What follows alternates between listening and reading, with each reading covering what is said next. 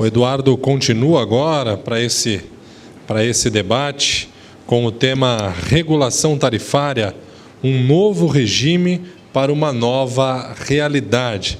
Também convidamos ao palco para participar desse debate juntamente com o Eduardo Miller Monteiro, convidamos o professor Francisco Anuati Neto, o sócio da Singlasul, o senhor Fernando Alvarez, e o engenheiro mestre, o gerente da Quantum, senhor Carlos Morossoli. E para moderar o nosso debate, o senhor Cláudio Salles, presidente do Instituto Ascende Brasil. Lembramos que logo após esse debate teremos o sorteio lá do mini iPad, portanto guardem os seus números da sorte aí, por favor. Eduardo Miller Monteiro, Carlos Morossoli e Fernando Alvarez, junto com o Francisco Anuati Neto e o Cláudio Salles, que tem a palavra neste momento para moderar esse debate.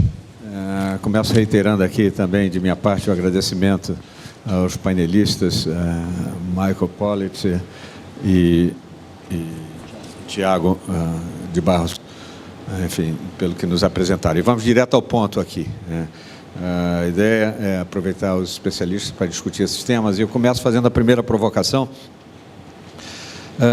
Quais as alternativas, então, para diminuir a exposição das distribuidoras ao aumento da parcela A? Vou perguntar, começando aqui pelo Fernando Alvarez. Alô? Sim. Bom, Cláudio, digamos, boa tarde a todos, obrigado pela possibilidade de participar neste importante evento.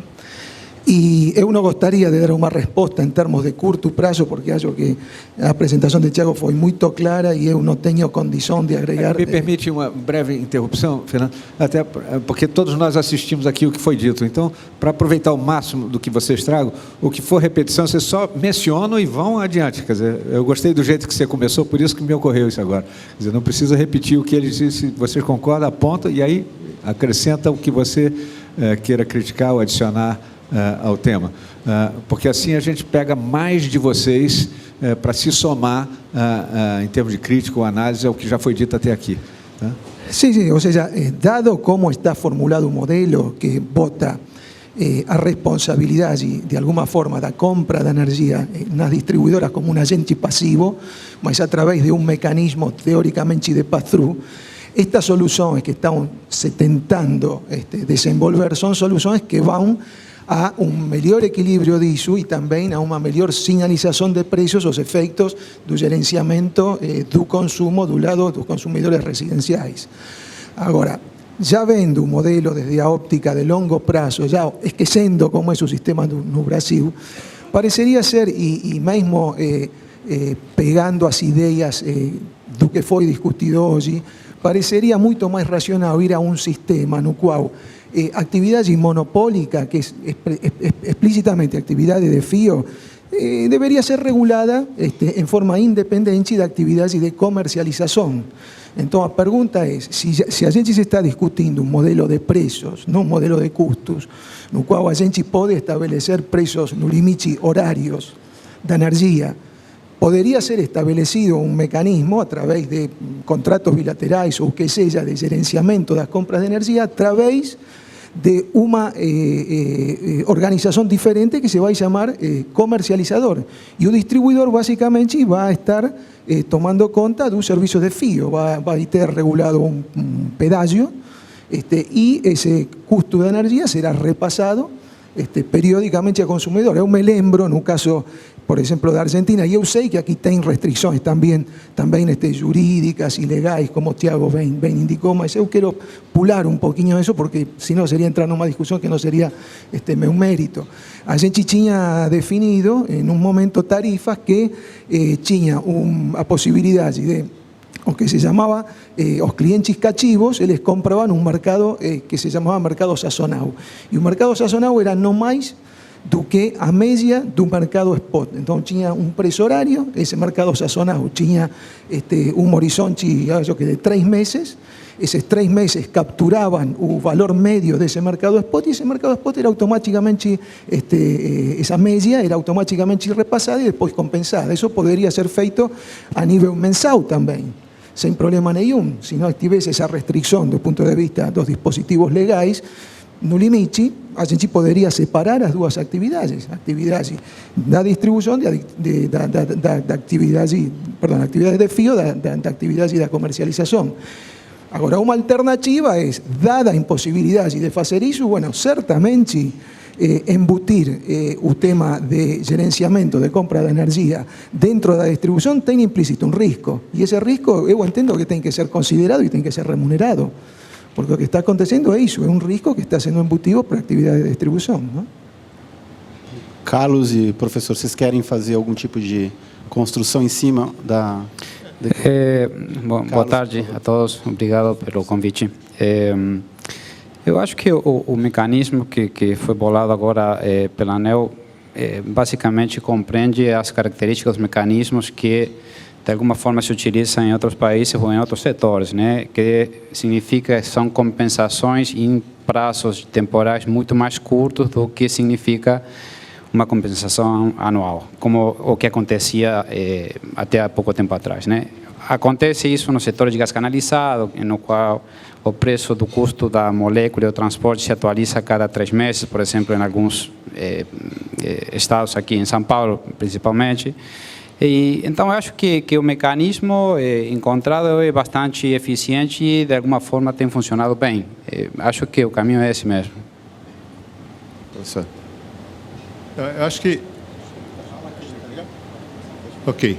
Não, eu acho que é o mesmo ponto. A gente tem experiência no estado de São Paulo do gás, em que a margem da distribuidora é muito menor e o preço do gás representa uma parcela maior. E isso é feito por um mecanismo contratual previamente definido, e uma vez que você estabelece esse regime de bandeiras, basta aperfeiçoá-lo no regime trimestral, inicialmente, se necessário, passar para o mensal.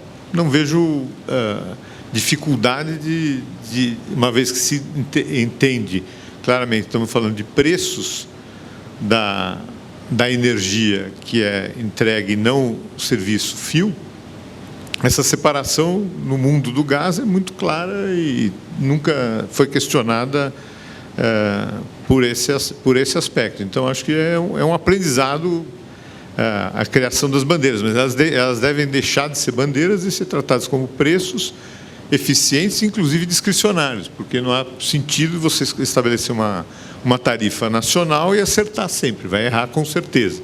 Se é possível antecipar os preços que estão chegando às distribuidoras e os seus impactos, fixa-se o preço distribuidora a distribuidora, vai dar algum trabalho adicional para a ANEEL estabelecer qual é a tarifa vermelha do grupo ou daqueles grupos e institui-se esse instrumento que não é muito diferente do que a gente convive no contrato de gás em São Paulo desde o início do funcionamento, né?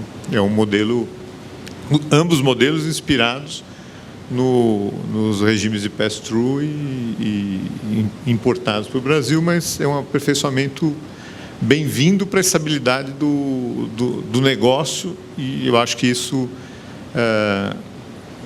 entendendo as dificuldades de financiamento que a gente já tem acumulado na conta das distribuidoras, pode ser pelo menos uma sinalização para os próximos anos de que esse risco vai estar mitigado, e isso nos leva de volta para a condição do que se espera de uma utility no sentido tradicional. Eu acho que deve se aprofundar e aperfeiçoar o mecanismo.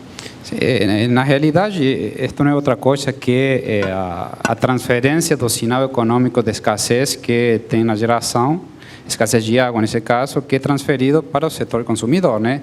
Antes tínhamos uma barreira que não existia essa transferência desse sinal econômico, e agora, a partir desse mecanismo das bandeiras, se transfere esse sinal econômico, né? Então, por isso que, de alguma forma, está funcionando bem.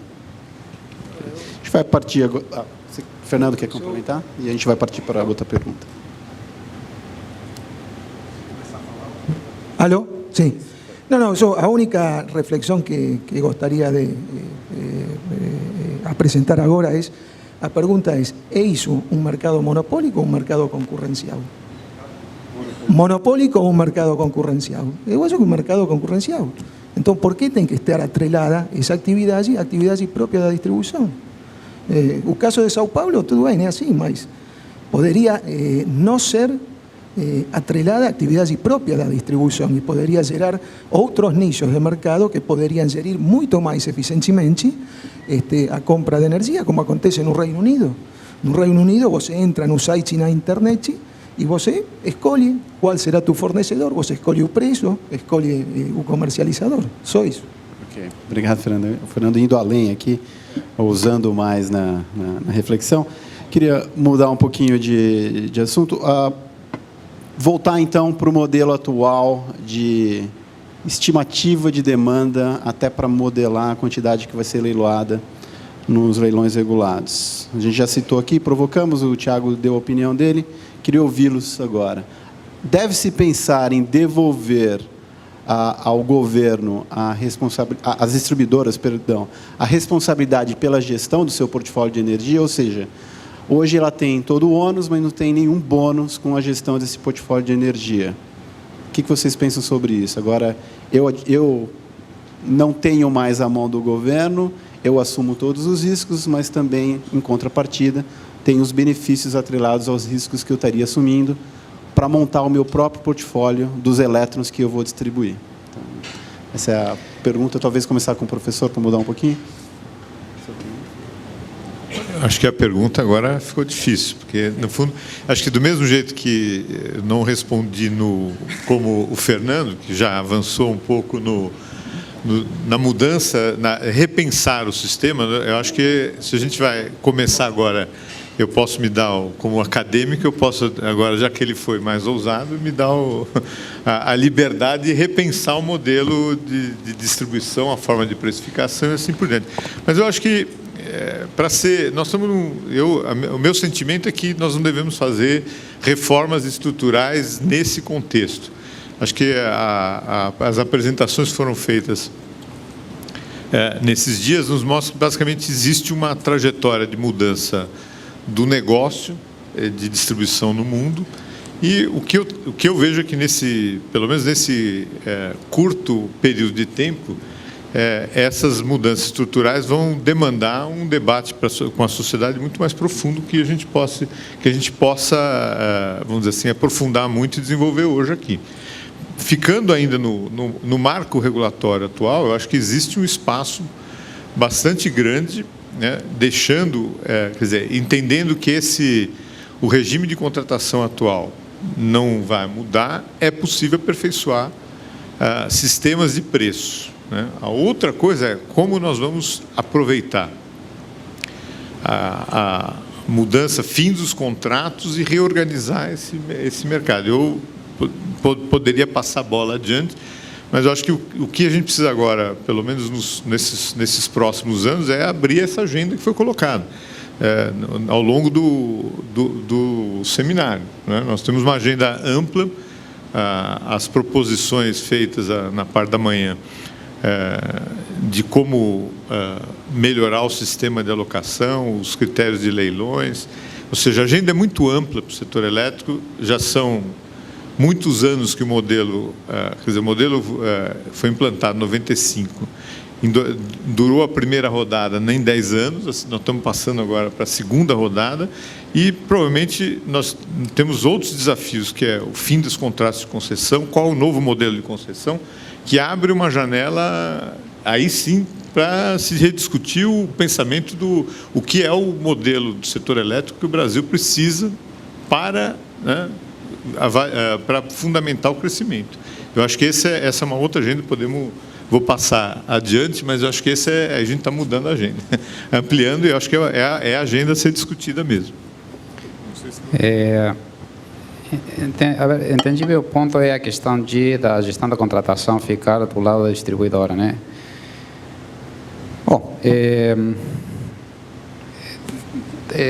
não tem lanche de graça, esse é o ponto. O risco que significa uma gestão da parcela ou da compra de energia com a participação que tem a parcela sobre a tarifa significa um risco bastante considerável dentro do negócio da distribuição. Esse é um risco de que, de alguma forma, hoje não está considerando nas premissas de rentabilidade regulada e que, de alguma forma, o mercado vai ter que se ajustar a esse risco, evidentemente. Então, está de um lado ou do outro, eu acho que é uma questão, uma decisão, vamos dizer, na qual participarão os diferentes stakeholders do processo, mas que, evidentemente, isso vai ter que ser precificado ou considerado no risco assumido no negócio. E acho que aí está o ponto. Queremos colocar esse risco do lado da distribuição e significar, talvez, uma tarifa um pouco mais cara.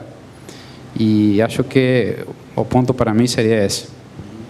Aqui só, não sei se o Fernando quer falar alguma coisa sobre isso, mas quando a gente atua no mercado fazendo estudo técnico, consultorias, nós todos temos os mesmos tipos de clientes, a gente ouve muito os dois extremos. De um lado, clientes que já desistiram, falam, olha, assim, não quero mais essa tarefa, por favor, fica para o governo. No outro espectro, a gente tem aquelas opiniões de, tudo bem, eu até topo, mas me dá algum incentivo para isso fazer. Daí vem a pergunta, né? Então, pensando de uma maneira mais livre, faria sentido? Qual que seria o caminho mais adequado, até aderente às propostas mais fora da caixa que a gente debateu hoje no painel número 2? Esse sentido da palavra, não sei se Fernando quer falar um pouquinho. Sim, de novo, um pouco voltar a fundamentos. A pergunta é, fica claro que é um risco, fica claro que todo risco tem que ser precificado, senão seria só o ônus, o prejuízo, não? A pergunta é, por que temos que regular a precificação de um risco que, por natureza, é uma atividade competitiva? Esse risco, no meu entendimento, poderia estar internalizado nos agentes que estabelecem o preço para essa atividade competitiva. Por isso tem concorrência. Geração distribuída. A reflexão dos senhores sobre mecanismos para diminuir essa imprevisibilidade. Talvez, Carlos, começar? Por favor. Do ponto de vista da distribuidora, obviamente, né? A distribuidora olhando para o fenômeno acontecendo nos seus mercados. Eu acho que a geração distribuída é um mundo novo e que há algumas questões que têm que ser analisadas de vários pontos de vista, né? A gente pensa, às vezes, com a visão de talvez perda do valor do que significaria isso para uma utility. E eu acho que o ponto não deveria ser somente isso, sino que deveríamos ter algumas abordagens diferentes, né? Primeiro, a questão de que é uma tendência que, evidentemente, veio para ficar e o que vai depender, a única coisa que podemos não saber é a velocidade que isso irá afetar as nossas vidas e a vida das distribuidoras e dos consumidores, né? A geração distribuída, principalmente, agora estou falando da fotovoltaica, porque é a fonte que, de alguma forma, está com mais efervescência e sobre a qual a gente tem maiores experiências como para poder ver o que está acontecendo, né? De fato, a introdução de fotovoltaica tem alguns efeitos sobre os consumidores, sobre as distribuidoras. E, de fato, sobre as distribuidoras, eu diria que há três mudanças principais, né? Temos mudanças sobre o mercado, temos mudança sobre a rede e, de fato, deveríamos pensar em mudança nas tarifas. E talvez o ponto seja esse, né? Como é que a gente pode gerar alguns mecanismos para tentar minimizar os efeitos negativos que isso teria para um negócio de distribuição. A primeira questão que vem aqui, para mim, é que alguns paradigmas não estão sendo quebrados, não estão sendo modificados. A distribuidora continua sendo uma plataforma disponibilizada para a prestação de serviço. Uma distribuidora que está fazendo não vende energia, sino que ela disponibiliza uma infraestrutura para poder prestar alguns serviços, não somente um. O transporte de energia é um dos serviços que presta a distribuidora, mas também presta outro tipo de serviços, como são a qualidade, compra energia, a distribuidora garantiza uma qualidade, a distribuidora mede, cobra e atende as pessoas. E então a distribuidora não é uma economia de somente um produto, sino que é multiproduto. E talvez por aí que a gente deveria abordar a questão, né? Então, aonde que está o negócio de uma distribuidora? E disponibilizar a rede para prestar um serviço. E esse paradigma está sendo quebrado? Eu acho que ainda não. Então, talvez o problema não seja esse, sino o problema seja como é que essa distribuidora vai recuperar seus custos através das tarifas, né? Em questão das redes, há uma mudança no comportamento dos clientes, as curvas de cargas vão ser modificadas, não existe mais a cascata, né? Tem um consumidor em baixa tensão e consome em média e em alta tensão, não. Esse consumidor vai estar somente na baixa e vai injetar na baixa tensão. Então, há um comportamento diferente dos clientes e também esse comportamento, essa introdução de geração distribuída requer a introdução de alguns mecanismos na rede, mecanismos físicos de investimentos, porque, evidentemente, uma rede mais complexa e uma rede mais cara. O que talvez sim são alguns paradigmas que estão sendo quebrados é que talvez a introdução de geração distribuída gerará em algum momento custos marginais crescentes e não decrescentes, né? E um dos paradigmas, né, da distribuição é que os custos marginais são decrescentes. Então, há algumas questões vinculadas com esse tipo de assuntos. E talvez o ponto seria, mas o que a gente poderia fazer? E eu acho que na apresentação da ANEEL, das linhas de solução para isso está na questão de o segmento residencial ter tarifas binomiais. E quando eu falo binomiais, estou me referindo a tarifas talvez sob o conceito de tarifas em duas partes, ou seja, que não é somente estamos cobrando uma tarifa fixa por custos fixos e variáveis pelos variáveis, senão que a gente também deve fazer algumas considerações sobre a disposição a pagar das categorias dos clientes. Então, dessa forma, a gente poderia atacar ou paliar as questões de que os primeiros usuários desse tipo de geração distribuída são as classes mais ricas e as mais pobres estariam pagando por essa introdução da geração distribuída. Com mecanismos de tarifas em duas partes e utilizando os mecanismos da disposição a pagar, poderiam ser, talvez, melhorados ou ser tarifário para isso. Não sei se o professor Noatti ouviu você comentando. Eu acho que em relação à geração distribuída, eu tinha basicamente pensado, o ano passado eu trabalhei com o pessoal lá do IE num projeto sobre identificação dos potenciais de geração distribuída a gás natural no Brasil. Então, esse ano, nesse ano, há um mês atrás, o secretário de Energia do Estado de São Paulo anunciou o compromisso do Estado com a implantação que chama Via 4 para garantir o suprimento de gás natural no Estado de São Paulo. Não sei se isso, de fato, virá a ocorrer, mas se vocês... Quem trabalha por aqui deve ter uma noção do quanto de energia que está instalada. Se você contar do Rocha Verá, do edifício Rocha Verá até a Paulista, a capacidade de cogeração a gás nesse corredor Paulista, Berrini, Paulista, São Paulo é uma máquina de geração. Ele pode gerar à noite, pode gerar de dia, pode acumular em água. Então, ou seja, cogeração é um assunto que não é falado no Brasil, a cogeração distribuída menos ainda, e a gente está sentado em cima de um potencial. Esse edifício aqui, mas é um dos, diria, 40 edifícios que tem nessa linha, que tem capacidade de ter máquina instalada eu acho que o Rocha Verá tem 3 megawatts, né? E aí você vai contando isso aqui, remotorizando o sistema. Nós estamos cogerando isso a maior parte do tempo. Essa agenda de cogeração é um desafio, vamos dizer assim, para as distribuidoras no Brasil, mas se elas não participarem, também não acontecerá. Então, acho que a gente tem agendas interessantes, importantes, e agora vai depender do preço do gás, e esse preço do gás pode mudar significativamente, tornando viável um negócio que está na nossa frente. Praticamente todos esses prédios têm geradores diesel que são mantidos inoperantes, né? Se a gente puder deslocar esses geradores diesel e colocar outras máquinas mais eficientes, provavelmente com preços e suprimento adequado, é possível fazer revoluções de cogeração e geração distribuída.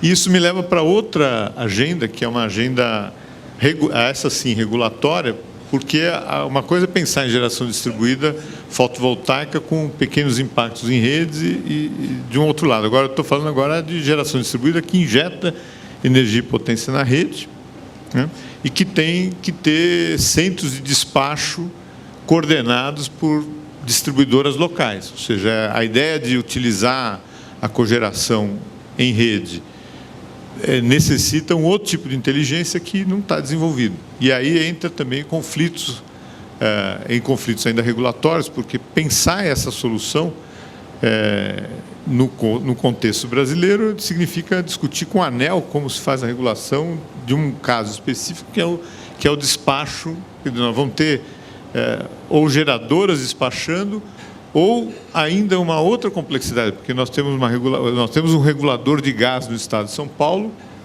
que não está subordinado a esse ambiente regulatório. E a integração desse ambiente, que no contexto britânico é o único, não tem... Quer dizer, não era único, mas se tornou, né? O off-gen exatamente uma integração desses dois componentes. Foi uma solução também regulatória que não pode ter essa distância que existe hoje da regulação do setor elétrico à regulação do gás, que tem uma outra... E nesse caso, ainda colocando o desafio desses centros de despacho operacionais, que não devem ser regulados, mas têm que ser regulados conjuntamente entre gás e eletrificação. Eu acho que essa é uma agenda bastante desafiadora, interessante e produtiva também, que aí as distribuidoras devem, não só as distribuidoras, o setor elétrico e o setor de gás devem se engajar nesse potencial que nós temos. Na ausência do professor Edmilson, aqui eu faço a representação do setor gasífero. Tá bom? Professor Edmilson é professor também do Instituto de Eletrotécnica e Energia da USP, foi meu orientador de doutorado, por isso que ele é especialista em gás, por isso que o professor Anotti está falando isso. Eu só queria insistir no viés da pergunta. Tem a palavra-chave da pergunta em relação à geração distribuída, do ponto de vista da distribuidora, para mim é imprevisibilidade. Então, vamos trazer para o viés desse painel, que é mecanismos regulatórios. Se nós pudéssemos dar para a ANEEL uma sugestão para lidar com essa imprevisibilidade introduzida pela geração distribuída, que em alguns extremos, em algumas opiniões mais agressivas, né, a distribuidora teria todos os desincentivos para promover a geração distribuída. É só um elemento perturbador da vidinha dela. Então, como é que a gente promove a inserção de geração distribuída e, simultaneamente, ou até previamente, de maneira mais ideal, alia o universo econômico-financeiro da distribuidora a esse elemento disruptivo, introduzido pela geração distribuída. Então, Fernando, quer pegar essa bola? Pego, sim. Estava pensando um pouco nisso, na regulação e nos fundamentos do negócio. Os fundamentos do negócio de distribuição, de novo, uma atividade monopólica que tem que ser regulada. E essa atividade brinda serviços de rede, ponto. Então, tem que ser remunerada para essa disponibilidade dos serviços de rede. Então, a pergunta é, e sem ir a falar especificamente da geração distribuída, nós temos fundos de eficiência energética, temos, de alguma forma, um mandato para as distribuidoras para incentivar, a través desses fundos, ações de eficiência energética. A pergunta é, num regime price cap, que incentivo teria a distribuidora para isso, quando na realidade essas ações o que vão fazer é reduzir mercado e reduzir receita? Nenhum. Se a distribuidora vende fio, o fio deve ser remunerado. E a atividade da distribuidora deve ser remunerado. Quando a gente vai para a geração distribuída, o paradigma é ainda maior. Mesmo que hoje não tenha relevância, a pergunta é, 20 anos atrás, que eu estava fazendo esta pergunta ontem no Jubeiro, um australiano, um alemão, tinha condição de avaliar o impacto que vai ter essa geração no dia a dia, na vida deles? O Reino Unido está pensando em incorporar 20% de geração distribuída no ano 2030, I don't remember, 2030 ou 2000 e pouco. Gente, com essa mudança que falava o Thiago, por exemplo, dos pools de microgeração, isto poderia acontecer aqui. Não estou falando 20%, mas que seja até mais que aquele 9% que vocês indicaram.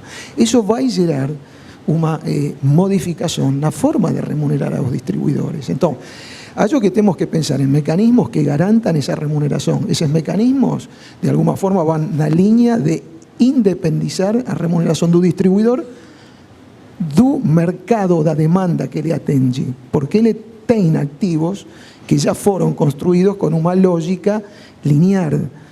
A incorporação da geração distribuída muda os fluxos nas redes e a rede passa a ser simplesmente uma rede para transferência de saldos e para backup, mas ele tem que ter as redes, porque o consumidor precisa das redes para essa segurança. Então, a gente não pode introduzir essa variável de risco no negócio do distribuidor. Aí vem o conceito do revenue cap, que o revenue cap não é uma coisa totalmente diferente do que a gente tem. No fundo, é simplesmente tirar o risco marcado. É só isso, é tirar o risco marcado e depois fazer as devidas compensações. Segundo tema, como a gente faz para que o distribuidor, de alguma forma, incentive a inovação e tenha incentivos para melhorar a eficiência. Bueno, então, dentro desse sistema de revenue cap, deveriam ser criados mecanismos justamente para isso, para incentivar a inovação. Os mecanismos, o que está acontecendo con la geración distribuida es que pasamos de una lógica de un sistema de acima para abajo para un sistema de abajo para cima. Entonces eso va a significar que las decisiones regulatorias también tienen que mudar. Las decisiones regulatorias, no me hago entendimiento, deberían dejar de tener esa dirección de acima para abajo y comenzarían a ser más democráticas. ¿Qué quiere decir eso? Integrar nas discussões das novas tecnologias, das fontes de financiamento, a todos os actores que vão estar envolvidos nela, consumidores, concessionários, fornecedores. As ações que falou o Dr. Pollitt do AIR.io do Rio estão nessa linha. E eu acho que o exemplo do Reino Unido é um exemplo a ser atendido. Naturalmente, sempre vendo as diferenças do contexto. Como se podem gerar incentivos para as distribuidoras? Por exemplo, uma das iniciativas que eu entendi do AIR.io era que na discussão tarifária já não é só uma análise de benchmarking do regulador da Ofgem. Não. A Ofgem faz seu próprio análise de benchmarking, estabelece os custos eficientes e recebe os business plan de cada uma das distribuidoras, como hoje acontece, por exemplo, em algumas revisões tarifárias de gás. E então, comparando isso, tenta llegar às melhores prácticas e a internalizar essas melhores prácticas no custo a ser reconhecido. E depois estabelece mecanismos de incentivos, prêmios ou penalidades conforme o atendimento do custo real vis-a-vis aquela meta de custos. Então, tem muita coisa para ser feita que não necessariamente significa destruir o que já foi construído, simplesmente mudar um pouquinho tudo o que se está fazendo, incorporar novas práticas. Você quer fazer uma coisa? Eu vou pegar a bola. Muito em cima disso que você falou, quer dizer, você identifica, você fez uma sugestão final do que deve ser feito, mas você identifica algum modelo internacional que você possa realmente pegar como um retrato e aplicar aqui no tratamento dessas questões? Sí, Claudio, no identifico, eu acho que não se trata de tirar uma foto e copiar um modelo. Eu acho que o modelo do Reino Unido é um modelo para ser analisado em profundidade e tentar de pegar o que seja adequado a gente. Entendo que nós temos tempo para fazer essa transição regulatória, entendo que as mudanças em termos do impacto que a geração distribuída terá na rede vai levar provavelmente décadas, mas a gente se tem que estar preparando. Eu acho que nós temos que mudar o entendimento do que é essa atividade de distribuição. Por que a gente está disposto a pagar uma tarifa fixa quando a gente contrata o serviço da NET? E a gente não paga uma tarifa fixa quando a gente contrata o serviço de fio. Qual é essa diferença? Não tem nenhuma diferença. Eu queria então pegar a bola que o Fernando rolou e abrir um pouquinho a discussão em direção a revenue cap, então regulação por receita teto. Então, sem querer ser muito primário aqui, a grande promessa do revenue cap é a partir do momento que eu tenho, olhando para a receita como produto entre preços e quantidades, onde eu olho para um cenário onde as quantidades podem, inclusive, ser decrescentes e gerar desincentivos para a distribuidora fazer investimentos e promover inovação, talvez regular a receita promova internamente, ou seja, abaixo da linha, esses incentivos. Então, esse é o apelo mais inicial, mais primário do revenue cap. Queria um pouquinho da reflexão do professor Francisco Anuati e do Carlos em relação a isso, e até pegar um pouquinho de experiências internacionais dos trabalhos que o Carlos tem feito, e talvez o Fernando tem feito fora do Brasil, e de lições aprendidas e cuidados para se implementar um revenue cap. Tem ou não um caminho de transição para a gente migrar suavemente de um price cap para um revenue cap? Sinceramente, eu não tenho uma posição formada a respeito do revenue cap, essa é a verdade. E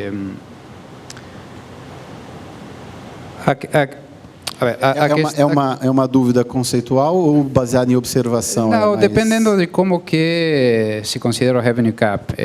Em revenue cap você tem algumas experiências, por exemplo, na transmissão, que você tem um RAP, que não é outra coisa que um revenue cap, né? E tem alguma que só é transmissão, é uma infraestrutura fixa, né? E você tem um revenue cap em algumas infraestruturas dinâmicas, como são os negócios da distribuição, como, por exemplo, no Estado de São Paulo. O Estado de São Paulo, em gás canalizado, tem um mix, é um revenue cap misturado com um price cap. Então, de alguma forma, eles definem um revenue a partir de uma margem média e depois definem tarifas máximas para cada um dos segmentos, o que para mim é um erro, né? Porque ou você define uma coisa ou outra e o regulador não deveria ter ingerência sobre a questão da tarifa máxima, nesse caso, no meu entender. Então, e queria voltar um pouquinho ao ponto da volatilidade, né? Aqui estamos pensando em a volatilidade de mercado, se isso significa um risco para o negócio da distribuição. De fato, significa um risco.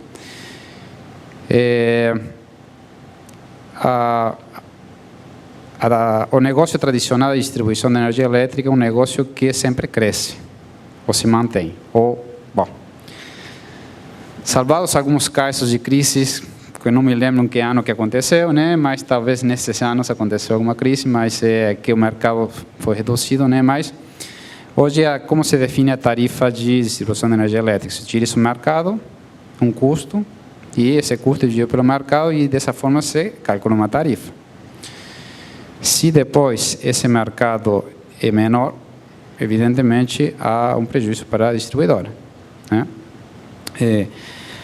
O risco das variações de mercado, de alguma forma, está incluído no risco do negócio, ou seja, como é que cresce esse mercado, se uma categoria cresce mais ou cresce menos, e qual é a receita que eu tenho em cada uma dessas categorias, isso está embutido no risco do negócio. Mas o que eu não vejo que, neste caso da introdução massiva da geração distribuída, esteja considerada no risco do negócio que a empresa tenha um prejuízo devido a que o mercado caia muito. E podemos pensar de que não, a geração distribuída fotovoltaica é marginal com respeito ao resto da geração. Aqui é totalmente marginal, nós temos não sei quantos casos de fotovoltaico, acho que menos de 1000 ainda. Mas nos Estados Unidos, a geração adicionada por ano é 40% de fotovoltaica.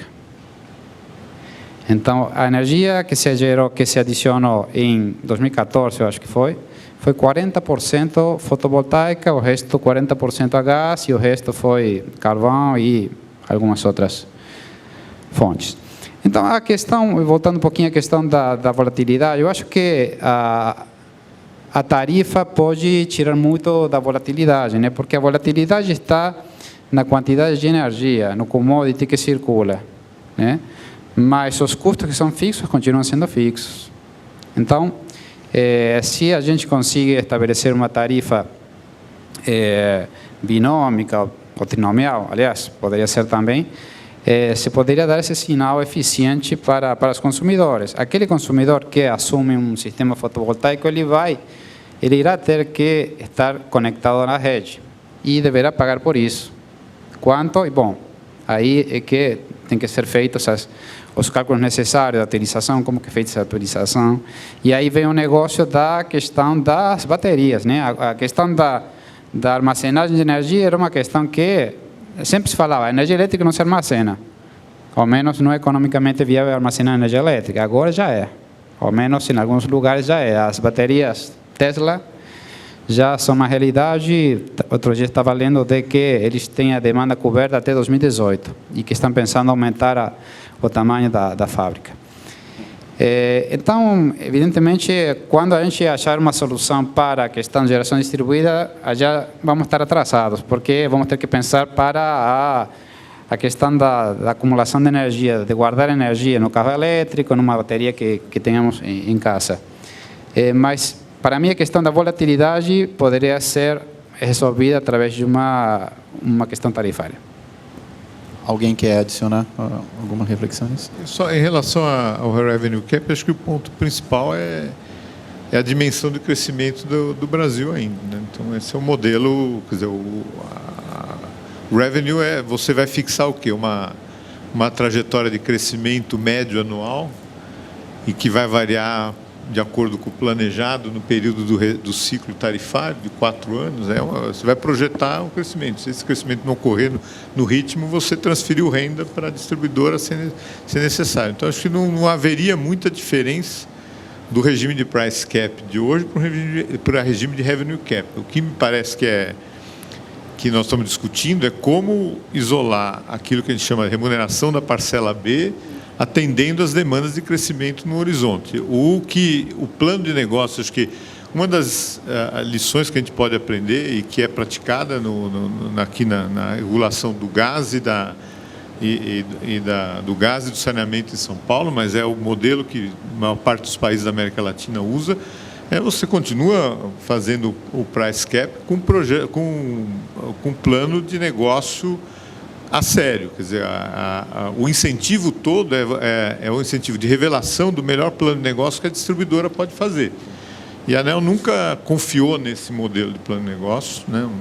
A gente não vê essa discussão sobre um compromisso no business plan e que esse business plan seja revelador do contrato. Quer dizer, eu acho que eu entendo que o modelo original é um modelo contratual, em que a distribuidora deve propor o seu modelo, do seu business plan para os próximos 4 anos e, com base nesse business plan, checando as condições de crescimento, que são todos observáveis. A gente tem o histórico, né, de como que a rede está crescendo, em que sentido ela está crescendo, em que sentido ela precisa ser adensada, o que vai ter sido investido. Você autoriza um plano de negócio e, com base nesse plano de negócio, você confere ou não. A ANEEL nunca caminhou por esse caminho. Acho que a experiência chilena vai num nível de detalhe que é muito custoso. No contexto do tamanho do Brasil, ela acho que não vai. Vocês podem... Eu não sou expert, eu li alguns dos documentos dos processos regulatórios do modelo chileno. Para a nossa escala, eu achei um pouco assustador. De 63 mais 20 permissionários, assim por diante. É uma mão de obra quase impossível de se replicar no Brasil. Mas eu acho que não haveria grandes mudanças, mas o que nós estamos falando sempre é o foco. O nosso problema é quanto que uma distribuidora pode carregar de risco da parcela A dentro do fluxo de caixa. Isso, acho que está claro que esse modelo pode fracassar redondamente se não houver essa blindagem. Mas voltando ao modelo se a tarifa não fio, mas a tarifa energia for separada e tratada como uma mitigação, esse risco for mitigado, eu não vejo assim necessidade de mudar radicalmente esse modelo, mas aperfeiçoar dentro daquilo que é o modelo de plano de negócio, que nunca foi... e olha que não foi avisado. Na primeira sessão de discussão de modelo tarifário da ANEEL, o Little Child foi convidado para discutir.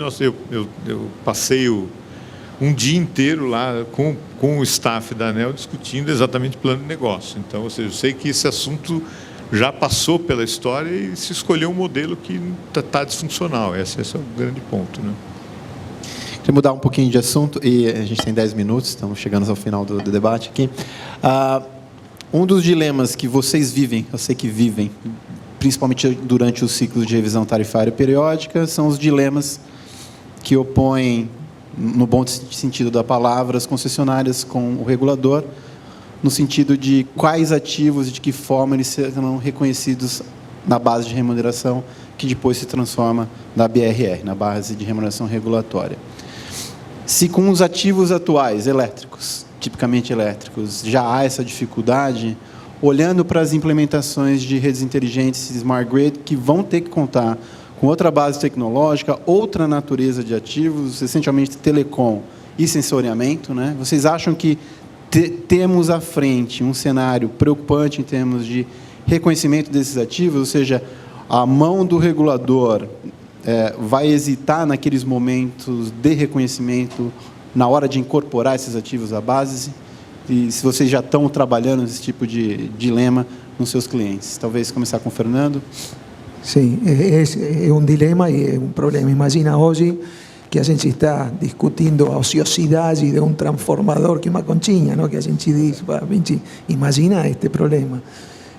Então, para resolver este problema, eu acho que a gente já tem que começar a pensar mais democraticamente em termos de regulação. Então, até agora a gente vem construindo um arcabouço regulatório para entrar em piloto automático. A gente tem um manual, está construindo a ANEEL, e muito bem não está fazendo. A ANEEL é uma referência na América Latina, sem dúvida. Um manual na qual você aperta o botão e sai o custo eficiente da distribuidora XPTO. A gente já está vendo que no processo de democratização, que são as redes inteligentes, a geração distribuída, já se tem que incorporar visões que não são possíveis ser definidas de acima para baixo.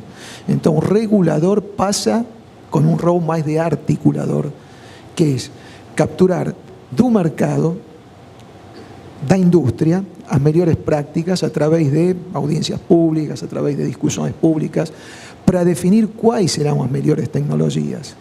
Subsidiar eventualmente com fundos dos consumidores a implantação de casos pilotos para essas novas tecnologias e, uma vez determinado as relações custo-benefício, escolher as melhores e permitir a ultrapassagem a tarifas de aquelas melhores alternativas. Por quê? Porque a gente está na fronteira tecnológica. Então, se a gente tem que encontrar quais são os melhores ativos para atender essas novas necessidades, esse tem que ser um esforço conjunto da indústria. O processo tem que incorporar o melhor de cada uma das partes da indústria para escolher a melhor opção. Essa melhor opção vai balizar o custo eficiente. E esse custo eficiente será o custo com o qual os distribuidores terão que concurrir na hora de implantar esses novos activos. Caso algum distribuidor encontre uma alternativa melhor, terá que ter um benefício, um incentive, que isso de alguma forma está dentro da lógica do IIO do Reino Unido. Caso não tenha, terá uma perda, mas o conhecimento é um conhecimento que vem de abaixo para cima, não? Já não existe, no meu entendimento, a possibilidade de que um regulador possa balizar qual é aquela melhor tecnologia. E a gente já está vendo isto con este tema dos business plan. O business plan que es desconstruir esa lógica de acima para baixo, es decir, tudo bem, nós temos um conhecimento econométrico, podemos determinar custos, podemos determinar, pero o negócio está muito complicado para definir um manual que apertando um botão dá tarifa. Não. tenemos que empezar por los planos de negocio da distribuidora, temos que incorporar, não empezar, incorporar, não? Mas o que é isso? Obrigado, Fernando. Eu vejo que o Carlos quer falar sobre isso. Sim. Exatamente sobre o ponto da base de remuneração, eu acho que não existem grandes riscos de reconhecimento na base de remuneração, porque a metodologia de reconhecimento de ativos no Brasil é uma metodologia que não tem nenhum tipo de otimização sobre a base de ativos definida ou realizada pela empresa. A única, de alguma forma, otimização existente é através de algumas questões vinculadas com a utilização de terrenos e de algumas subestações, mas não existe a discricionalidade do regulador de dizer, olha, você deveria ter colocado outro condutor, você deveria ter colocado outro tipo de transformador. Em termos simples, o que foi instalado, o que foi investido, será ou está sendo remunerado. Então, isso é uma característica da regulação brasileira que é bastante benévola relacionada com esse tipo de introdução de novas tecnologias, porque, de alguma forma, a distribuidora não estaria assumindo um risco de uma futura glosa vinculada com a pertinência de um investimento, por exemplo, na introdução de Smart Grid. Na verdade, a regulação diz que somente serão reconhecidos em tarifas investimentos eficientes, pertinentes, mas na realidade, na base de remuneração se reconhecem todos os investimentos. Claro, há sempre glosas, mas essas glosas estão vinculadas a outro tipo de características vinculadas com custos, componentes menores e custos adicionais, mas que não tem a ver com a consideração de um investimento ou não, porque foi ou não pertinente. Então, este é um incentivo para a introdução de novas tecnologias como o Smart Grid. Agora, o ponto vale a pena ou não vale a pena e quanto que o consumidor quer pagar por isso, né? E essa é, talvez, outra discussão. Mas, do ponto de vista do risco, eu não enxergo um grande risco no reconhecimento desses ativos. Obrigado, Carlos. A gente está... Pois não, professor. Eu acho que assim, o tratamento, pensar no tratamento desses ativos que são basicamente software, embora exista hardware, é praticamente como tentar regular a telefonia celular, né? Quer dizer, ou seja, nós continuamos, a Anatel basicamente desistiu de pensar em como tratar os ativos regulatórios da telefonia fixa, porque é uma coisa que já está, do ponto de vista de valor econômico, sucateada.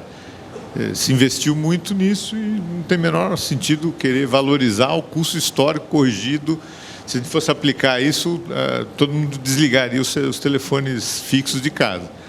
E, por outro lado, no contexto de incorporação de tecnologia de controle de rede, nós chegamos numa fronteira de conhecimento que está estabilizado e que é da baixa do ativo, quer glosar elementos de ociosidade nas estruturas. Então, nós precisamos mudar o diálogo com o regulador, acho, nesse sentido. Bom, obrigado, professor.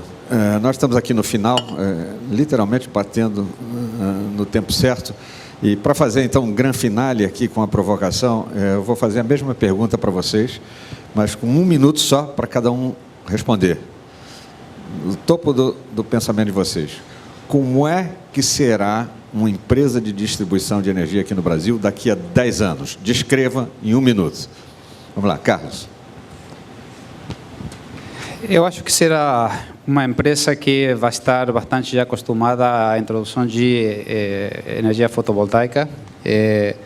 Acho que ela vai sofrer integrações em negócios não regulados. Ela vai começar a concorrer utilizando algumas das vantagens que ela tem do conhecimento do mercado, do conhecimento dos clientes, de algumas das vantagens que tem, como é a questão da medição, ela consegue medir, ela consegue prestar um serviço. Então, acho que ela, de alguma forma, vai se integrar entre serviços regulados e não regulados e ela conseguirá tirar proveito disso. Obrigado. Fernando? Bom, você falou 10 anos e falou Brasil. Então, a resposta é uma resposta limitada no sentido do horizonte e da impossibilidade. Então, algumas coisas mudarão. Certamente o tratamento da parcela A mudará. certamente, provavelmente o sistema vai ir a um sistema mais de independência de atividades e de comercialização de atividades próprias de distribuição. Certamente, sobre estas novas tecnologias serão montados novos negócios que a discussão, e eu concordo com o que falou Thiago, será se esses novos negócios competem ao distribuidor ou não competem ao distribuidor. Certamente essa distribuidora de aqui a 10 anos terá sinais de preços mais alinhadas com os preços do sistema, e isto tem a ver com a revisitação do modelo, mas imagino 10 anos Brasil, essa é a resposta, não? O outro já é além disso, não? Obrigado. Professor Norte.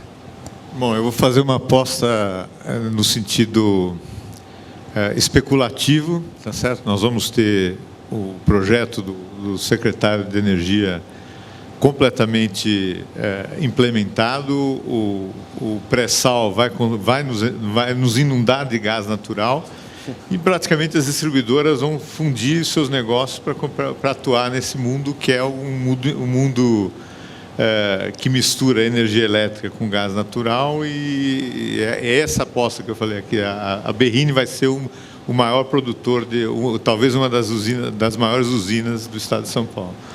Muito bom, muito bom. Olha, meu agradecimento a vocês, para quem eu peço aqui uma salva de palmas.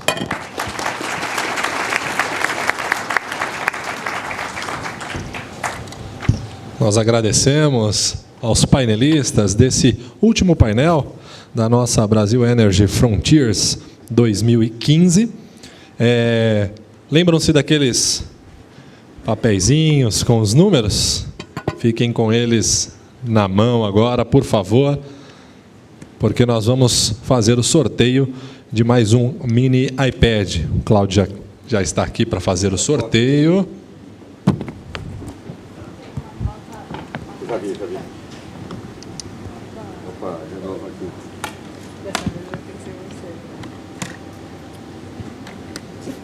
Vamos lá.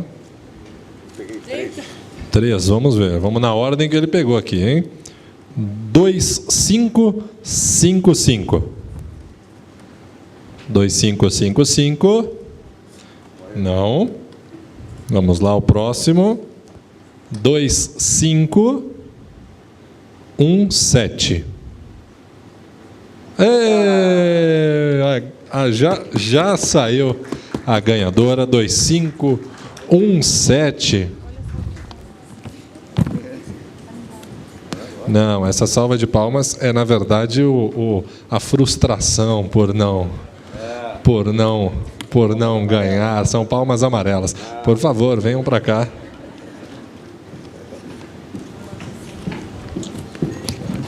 Parabéns, viu? É isso aí. Sucesso. Preciso do comprovante. Desculpa, isso aqui é só. E a ganhadora felizarda foi a Ana Laura. Ana Laura, junto com o Cláudio ali, por favor.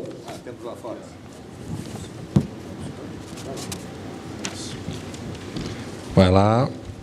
Okay. É uma dessas ocasiões em que eu fico bem na foto. Obrigado. Sim, obrigado. E agora ouviremos as palavras do Cláudio Salles para o encerramento oficial da Brasil Energy Frontiers 2015. Muito obrigado, será breve.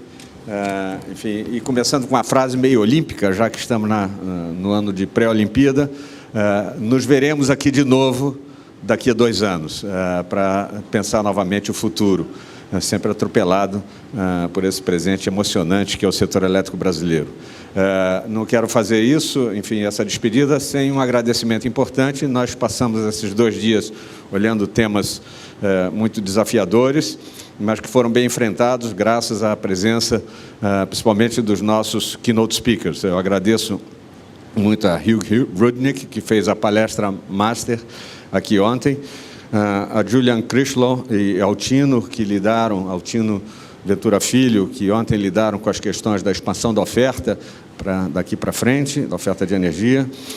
Frank Woloch e Rui Altieri, que lidaram com as questões de mercado, um novo desenho de mercado, enfim, para uma nova realidade. E, por último, aqui no painel dessa tarde, Michael Pollitt e Tiago de Barros Correia, da ANEEL, que nos brindaram com suas reflexões sobre uma nova realidade de regulação tarifária. Agradeço também aos nossos debatedores, muitos deles, os últimos 3 aqui. Em nome deles, eu agradeço aos demais que estiveram presentes nos outros painéis. E, enfim, agradeço, obviamente, a vocês que resolveram passar esses 2 dias aqui na plateia pensando essas questões conosco. E agradeço a equipe. Lá no Instituto, boa parte da equipe do Instituto ficou dedicada à organização desse evento. Na parte de conteúdo, tivemos o Eduardo Monteiro, que estava aqui nesse último painel, o Richard Hostetler e o Alexandre Ullig, que cuidaram do conteúdo, de tudo que fizemos aqui, e a nossa Panzer Division, formada por Melissa, Ingrid, Maria Célia e Eliana, que literalmente são responsáveis por criar esse ambiente para que todos nós trabalhássemos juntos aqui esses 2 dias. A vocês todos, muito obrigado.